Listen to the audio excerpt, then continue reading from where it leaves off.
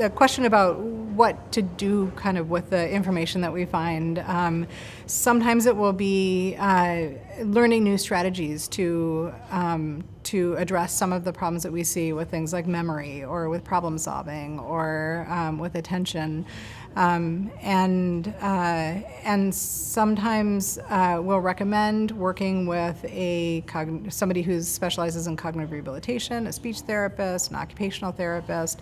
But sometimes just learning a few different strategies can be helpful. So things like remembering to write things down as they come up. Sometimes carrying a small notepad can be helpful so that you can keep notes. If writing is more difficult, then smartphones, especially these days, are really particularly helpful for things like that. Sometimes the problem is a problem with organizing a lot of information and prioritizing tasks and keeping track of things. If that's the case, then sitting down with someone, a family member or a friend, and trying to break down tasks into smaller parts can be helpful.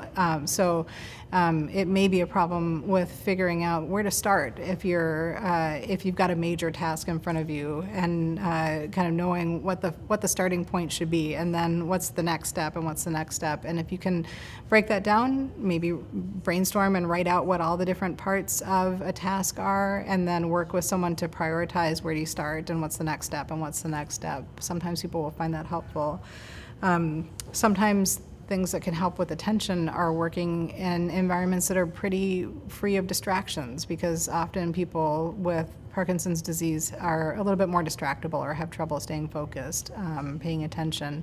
So if you're working on a project, working in an area where there's not a lot of noises and there's not a lot of interruptions, where the television is off and the music is off, and you're able to stay focused, and then taking pretty frequent breaks also can help with that as well.